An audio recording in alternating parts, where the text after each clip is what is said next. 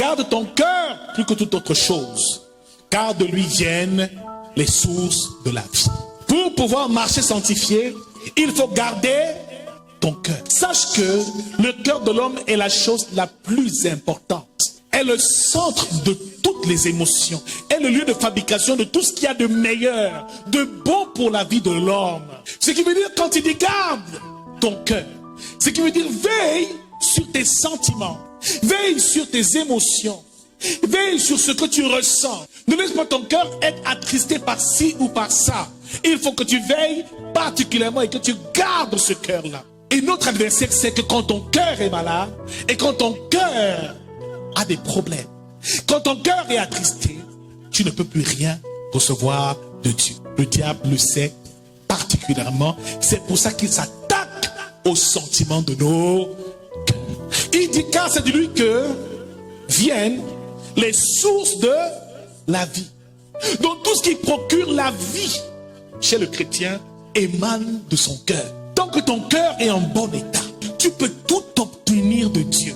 Vous allez vous rendre compte que l'adversaire a pour mission principale de s'attaquer à notre cœur, de constamment faire que nous soyons dans la colère et que nous ayons ce qu'on appelle des sentiments diaboliques qui nous animent. Garder son cœur te permet de mieux vivre et de vivre en bonne santé. Et quand la Bible nous parle des sources de la vie, ce qui nous procure donc la prospérité, qui nous donne bonne santé, qui nous permet de cheminer sur terre et d'aller de gloire en gloire, tout réside dans l'état de nos cœurs. Mon frère, ma soeur, quel est l'état de ton cœur? Comment est ton cœur?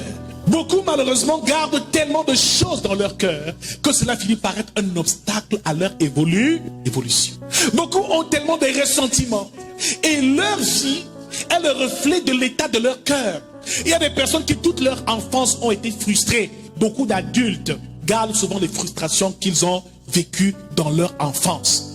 Je connais une femme qui n'arrive pas à se soumettre à son mari parce que toute sa vie et son enfance, elle a vu son père traumatiser sa mère. À chaque fois que l'homme lui parle tout de suite, elle revoit sa mère souffrir. Le problème, c'est pas le mari qu'elle a.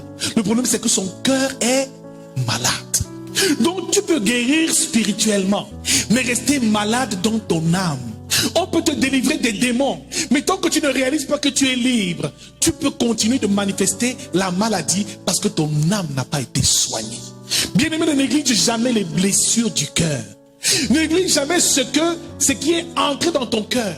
Parfois des émotions de tristesse, des ressentiments, des sentiments d'abandon. Il y a des personnes qui n'arrivent pas à rester seules. Toujours dehors, la femme est dehors, en train de sortir avec les amis, les copines, bien aimés dans le Seigneur. Un jour, quand tu t'assieds, tu lui dis, explique-moi pourquoi tu es dehors. Elle dit, parce que moi, mes parents me laissaient toujours seul. J'ai peur d'être seul. Je me sens abandonné. Quand tu sortiras même au travail, je ne suis pas en paix. Il faut que quelqu'un vienne rapidement être à mes côtés parce que toute mon enfance, mes parents m'ont laissé seul. Donc, nous sommes le fruit de ce que nous avons vécu et des émotions que nous avons eu à développer de notre enfance jusqu'à notre âge adulte. Il y a des personnes qui n'arrivent pas à se livrer. Elle est dans son ménage. Il est dans le foyer avec sa femme. Il ne parle pas parce que dans sa vie et dans son enfance, il a toujours appris à garder le secret. À chaque fois qu'il s'est livré à ses parents, on l'a brimé. Très souvent, ce que nous vivons, c'est le résultat de l'état de nos cœurs. Alors dis à quelqu'un à côté de toi, garde ton cœur. Plus que toute autre chose, car de lui viennent les sources de la vie. Donc la chose sur laquelle tu dois veiller plus que tout, c'est ton cœur. Très souvent, la maladie physique est la conséquence d'un état émotionnel et des chocs que nous avons eu à subir tout au long de notre parcours sur la terre des hommes. Il y a des personnes qui passent le temps à s'énerver, se mettre vite en colère, ont de la jalousie dans le cœur, ne savent pas pardonner, toujours en train de se fâcher et toujours en colère, prennent tout à cœur. Mon frère, ne prends pas tout à cœur, apprends à relativiser. Tant que tu n'apprends pas à relativiser, mon frère, tu seras toujours malheureux sur terre parce que le diable enverra des gens pour te mettre en colère. Ne pense pas que tu seras aimé par tous les hommes. Même si tu fais le bien à tout le monde, il y aura toujours des personnes qui vont te combattre. Tu ne feras jamais l'unanimité. Alors mon frère, ma soeur, relativise un peu. Ne prends pas tout à cœur. Il m'a énervé. Ah, il m'a offensé. Tu ne sais pas que tu fais du mal à ton cœur. Et quand ton cœur est malade, cela te ferme le ciel. Mon cœur n'est pas fait pour maudire, pour en vouloir aux gens, pour avoir des ressentiments, mais mon cœur est fait pour aimer. Je ne laisse pas entrer n'importe quoi dans mon cœur ou n'importe quel sentiment. Et parmi les sentiments, il y a deux types de sentiments. Des sentiments diaboliques, première catégorie, et des sentiments divins. Donc tout sentiment diabolique, tu dois pouvoir y travailler. Et qu'est-ce que c'est que les sentiments diaboliques? La colère est un sentiment diabolique. La jalousie, la haine, la méchanceté, la peur, les doutes, les craintes, les inquiétudes, l'anxiété, toutes ces choses sont ce qu'on appelle des sentiments diaboliques. Veiller sur ton cœur, c'est faire attention à ce que aucun de ces sentiments n'ait d'effet dans ta vie. Éphésiens 4, verset 26 nous dit encore, si vous vous mettez en colère, ne péchez point. Et il dit que le soleil ne se couche pas sur votre colère. Ne donnez donc pas accès au diable. Même si nous sommes en colère, il ne faut pas pécher. Il nous recommande de ne pas dormir dans la colère. Donc mon frère, ma soeur, toi qui es marié, ne t'endors pas avec le cœur lourd. C'est le meilleur moyen pour toi de perdre toutes les grâces et de souffrir. C'est le meilleur moyen pour toi de donner accès au diable. Car c'est dans l'état de colère que le diable vient nous dépouiller. Quand quelque chose de bien doit arriver, le diable envoie quelqu'un te mettre en colère. Quand tu te fâches, tu t'énerves, tu perds toutes tes grâces et toutes tes bénédictions. J'ai souvent pris cet exemple ici. On doit t'appeler lundi pour un poste. En sortant, quelqu'un va t'énerver, tu ne sais pas comment. Mais laisse-moi te dire que la bénédiction que tu as reçue, le diable pour la dévorer passera par un sentiment diabolique. Quand la colère t'envahit, tu commences à pécher. À ce moment-là, tu ouvres des portes, l'adversaire dérobe tout ce que le Dieu t'a donné et dévaste tout ce que tu as reçu. Alors il y a des personnes qui n'arrivent jamais à atteindre le sommet dans leur vie parce qu'ils ont en eux ce qu'on appelle un esprit de colère, un cœur plein de colère. Donc tout l'échec qu'il subit se résume à l'état de son cœur.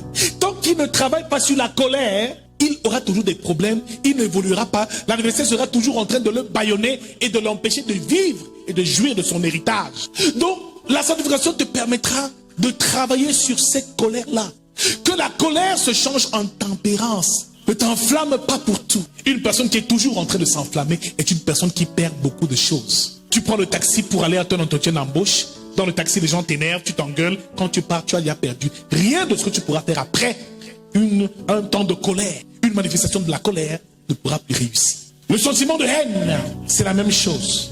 Que la haine se change en art, aussi longtemps tu auras de la haine envers ton frère, aussi longtemps il sera maître de toi et tu seras dans une prison et lui, il sera libre. En réalité, le seul prisonnier, ce sera toi.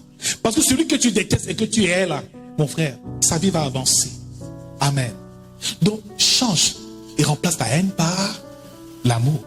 Ne te laisse jamais envahir par un sentiment de tristesse. Chasse la tristesse, mon frère, ma soeur. Remplace la tristesse par la joie. Et le signe qui montre qu'un homme ou une femme est délivré et a reçu Jésus, c'est la joie qui garde permanemment dans le cœur. Reste comme un petit enfant, sois toujours joyeux. Une personne qui est toujours à bouche attachée, énervée, en colère, triste, n'est pas encore délivrée. Et encore sous l'emprise du diable, prends le temps de te réjouir. Cause avec ta famille. Cause avec ton épouse, joue avec tes enfants, cultive la joie chaque jour. À chaque fois que quelqu'un t'apporte la tristesse, mon frère, brise et ferme les portes à toutes sortes de tristesse. Beaucoup sont devenus experts dans ce qu'on appelle le transfert des sentiments diaboliques. C'est pas parce que je suis triste que je dois rendre tout le monde autour de moi triste. Certains sont experts dans le fait de te communiquer leur humeur. J'appelle ça de la sorcellerie. Parce que quelqu'un est triste, elle arrive, elle t'attriste toute ta journée et est dans la tristesse. Elle te pollue toute l'atmosphère, elle ferme même ton ciel, tu t'en rends pas compte. Donc mon frère, quand quelqu'un vient là, il y a trop de problèmes, dis, ma frère, mon soeur, ma frère, lève la tête, réjouis-toi, Jésus t'aime, prie pour lui et dis lui remettre tes problèmes au pied de là. Ces fardeaux ne les porte pas. Laisse Jésus lui-même les porter, mais toi de ton côté, réjouis. Si tu perds ta joie, ton ciel se ferme. D'autres aiment les climats de guerre. Et vous allez vous rendre compte que l'adversaire n'a pas la paix. L'adversaire est un ennemi de la paix. Une personne qui permanemment est en train de te mettre en colère, te brise et t'empêche d'être en paix, c'est une personne que le diable utilise. Fais très attention. Tout le monde n'est pas un ami de la paix. La Bible dit rechercher la paix entre tous. Et la sanctification sur laquelle nul ne verra le Seigneur. C'est ceux qui procurent la paix qui seront appelés fils de Dieu. Donc un enfant de Dieu, un des signes qui montre que tu es enfant de Dieu, c'est que tu procures la paix à tous. Quand on te voit, on est seulement en paix avec toi. Mais le diable n'aime pas la paix. Il n'y a pas de paix en lui. Le diable n'aime pas l'amour. Il y a la haine. Le diable n'aime pas la tranquillité. Vous allez vous rendre compte que c'est une chose que le diable ne possède pas. Une personne qui est déséquilibrée est une personne qui est constamment anxieuse, stressée, les problèmes, en train de douter. La peur, un autre sentiment diabolique. Ce qui a fait que David remporte la bataille contre Goliath, c'est parce que David n'avait plus de peur dans son cœur. Tant que tu n'auras pas réglé le problème de la peur, tu ne pourras pas atteindre un certain palier avec Dieu. C'est pour ça que vous allez vous rendre compte que Goliath faisait de boucan. Mais en réalité, ce qui paralysait toute l'armée d'Israël, c'était que ces hommes avaient peur. Goliath, à lui seul, ne pouvait pas battre toute l'armée. Mais le problème, c'est qu'ils étaient tous paralysés par la peur. Et un seul homme avait mis la peur de côté parce qu'il avait entièrement confiance en Dieu. Un enfant s'est approché, seulement avec une petite fronde, un caillou, et il a renversé le géant Goliath. Mon frère, quand tu auras remporté la bataille contre la peur, je te rassure, il y a des choses qui se remettront dans l'ordre naturellement. On a peur tout le temps. Peur de sa vie, peur de perdre son mari, peur de perdre sa femme, peur de perdre sa santé, peur de mourir. Quelle peur as-tu? Peur de manquer d'argent, peur de ne pas construire de maison, peur de te faire agresser. Mon frère, ma soeur, travaille sur ta peur et demande à ton voisin, quelle est ta plus grande peur? C'est celle-là que le diable utilisera pour te paralyser et t'empêcher d'entrer dans ton héritage. Remplace la peur par le courage. Remplace tes doutes et tes inquiétudes par l'assurance et la confiance que tu as en Dieu. C'est donc un travail permanent que tu dois pouvoir faire sur toi. Quelles sont donc tes failles? C'est par ces failles que le diable entre. Si tu es quelqu'un de toujours anxieux, il utilisera l'anxiété pour t'atteindre. Ces flèches t'atteindront. Si c'est la colère, ces flèches t'atteindront. Donc chaque sentiment diabolique est une porte ouverte pour que l'ennemi vienne nous dévaster et nous empêcher d'entrer dans notre héritage. Alors un homme qui achète sa sanctification est un homme qui a déjà un certain équilibre. Il sait gérer ses émotions. Il sait gérer les tentations. Donc un homme qui est sur le chemin de la sanctification ne s'émeut pas pour rien. Il y en a qui a moins de choses, elle est inquiète, moins de choses, elle s'agite, moins de choses, il panique, moins de choses. Non, quelqu'un qui est dans la sanctification apprend à travailler tout cela, travaille son cœur. Bien-aimé, il est dans le calme, il est dans la quiétude, il n'a peur de rien, il marche en toute assurance. Que tous ces doutes-là se changent en foi au nom de Jésus-Christ. Remplace chaque doute qui est dans ton cœur par la foi en Christ. La jalousie peut te conduire au péché. Caïn a été jaloux de son frère Abel et il a tué son frère. Mon frère, quand tu sens même que la jalousie monte dans ton cœur par rapport à quelqu'un, c'est de haut de moi ce sentiment, dis ah, parce que tant qu'il y a de la jalousie dans ton cœur, tu ne pourras jamais être béni. Ta soeur se marie, rends grâce à Dieu pour son mariage. Tant que tu es jalouse d'elle, tu n'auras jamais ton mari. Ton frère est béni financièrement. Rends grâce à Dieu pour ses finances et pour ce que Dieu lui accorde. Et tant que tu maudis cela dans ton cœur, tu te fermes les portes de tes propres bénédictions. Donc la jalousie, c'est un sentiment qu'il faut détruire, chasser, évacuer de son corps avec toute l'énergie possible. Des sentiments comme la convoitise que l'autre a. Tous ces sentiments, il va falloir y travailler. Et tout cela se passe dans la sanctification. Prends le dessus. À chaque fois que tu es jaloux, à chaque fois que tu murmures sur l'autre, à chaque fois que tu envies l'autre, à chaque fois que tu as peur, à chaque fois que tu t'inquiètes, il dit ne vous inquiétez pas, dites pas que mangerons-nous. Dieu nous parle tous les jours par sa parole. Donc commence à identifier tout ce qu'on appelle sentiment diabolique, commence à y travailler, à les mettre de côté. Quel est le sentiment diabolique qui prend plus de place dans ta vie? C'est que l'adversaire passe pour te bloquer dans toutes tes bénédictions. Le tout n'est pas la délivrance spirituelle. J'ai chassé le démon et puis quoi encore? Ton caractère n'a pas encore changé. Tant que ton caractère n'est pas à l'image de Christ et n'a pas changé, mon frère, tu n'es pas encore prêt à livrer certaines batailles. La délivrance, chasser les démons, ça c'est l'histoire des bébés. On chasse l'esprit, oui. Mais si le cœur ne change pas, mon frère, ce sera compliqué. Tu peux être délivré et ne pas être libre, toujours ne pas être libre. Parce qu'on peut chasser l'esprit de pauvreté. Mais si dans ton cœur, tu es toujours méchant, tu es en colère, tu vas, dans ton entreprise, on va toujours te chasser. Donc la sanctification nous permet d'avoir le fruit de l'esprit. La douceur est un fruit de l'esprit. Donc, que toute rudesse en toi se change en douceur. Certaines femmes simplement ont ce problème-là. Elles ne savent rien demander avec douceur. Tout le problème qu'elle a avec son mari, c'est qu'elle ne sait jamais lui parler avec douceur.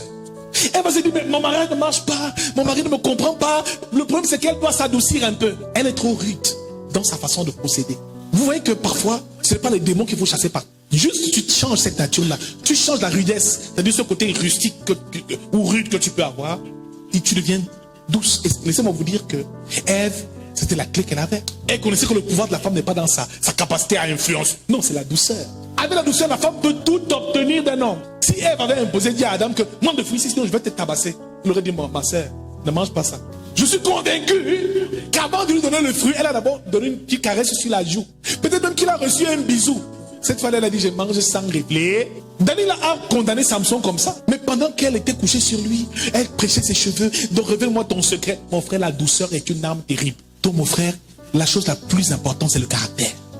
C'est le caractère qui doit changer et qui doit être transformé. Et c'est dans le caractère que le diable nous attrape. Et c'est là-dessus que nous soyons délivrés spirituellement. Mais le caractère ne change pas. Et tant que ton caractère n'a pas changé, c'est compliqué. C'est pour ça qu'il a arrêté Simon. Il dit, j'ai vu le diable, vous criez comme le froment. Il parlait à Simon. Après, il a parlé à Pierre. Donc, il y avait Simon d'un côté, il y avait Pierre de l'autre. Le diable va t'arrêter dans le caractère. C'est ça qui dépasse les chrétiens. On cherche des délivrances tous les jours. Chasse les démons qui me dérangent. Cherche des blocages. Mais si le caractère ne change pas, le diable te retiendra toujours en captivité. Donc la délivrance n'est pas seulement spirituelle. On est délivré dans son esprit, des esprits impurs ou des démons. On est aussi délivré dans son âme des mauvais sentiments, des caractères, des mauvaises habitudes. C'est une autre phase de la délivrance. Et on est délivré aussi dans son corps. On verra la sanctification du corps. Dans les affaires où on te chasse les esprits à l'église, là c'est superficiel. Les esprits, tout le monde peut les chasser. Mais est-ce que le cœur peut être transformé? Et quand ton cœur est transformé, mon frère, les sources de la vie coulent. Tout ce que tu dis, c'est bénissant. Partout où tu vas, on t'aime. Ta vie est transformée. Tu veilles sur ton corps. Parce que l'Esprit de Dieu a déjà pris possession de ton âme. À ce moment-là, l'âme influence le corps. Le corps n'est qu'un exécutant. Le corps exécute la volonté de l'âme.